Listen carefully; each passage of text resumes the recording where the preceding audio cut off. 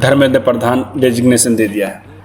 लेकिन इस स्थिति तक पहुंचने के बाद अब सरकारों को ये समझ में आएगी कि युवा चुप रहने वाले नहीं हैं। अब पिछले 25 दिन से या 26 दिन से लगातार आंदोलन के बाद कोई सरकार सुनी और जिम्मेवारी ली। ये एक एजुकेशन मिनिस्टर को ऐसा होना चाहिए कि अगर उसके विभाग में पेपर लीक घोटाला ऐसा होता है तो उनको जिम्मेवारी लेके रिजिग्नेशन देना चाहिए। आपने ये न्यूज़ पढ़ा होगा, हमारे एक भारतीय महिला प्रेग्नेंट थी, वो वहाँ पे मर गई, पर्यटक थी, वहाँ के पर्यटक मंत्री ने इस्तीफा दे दिया था। जिम्मेवारी तय होनी चाहिए।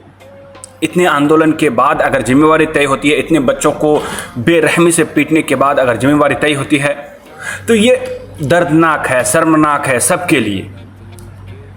एक शिक्षा मंत्री सिर्फ अपने पद को बचाने के लिए, अपने पावर को बचाने के लिए हजारों बच्चों को उस आंदोलन में धकेल दिया, आंदोलन करने में मजबूर कर दिया। कितने बच्चों को कितनी बुरी तरह से पीटा है दिल्ली पुलिस और RAF। ये बहुत ही शर्मनाक था।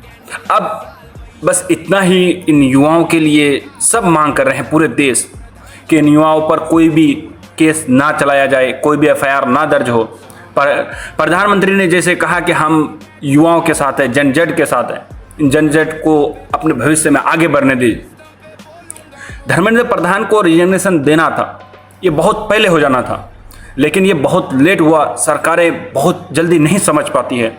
अब इन सरकारों को समझ में आएगी, चाहे किसी भी पार्टी का सरकार हो, कांग्रेस हो, BJP हो, आम आदमी पार्टी हो, जिसके भी सरकार में पेपर लीक या कोई भी घपला या घोटाला होगा तो उनकी जिम्मेवारी उनके सरकार को लेना पड़ेगा।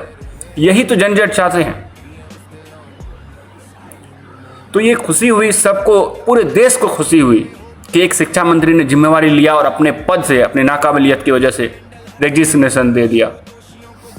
पेपर लीक हुआ ब्रो, सालों की मेहनत लूट के, बोलते सब अंडर कंट्रोल, हाँ मैं हूँ कॉकरोच।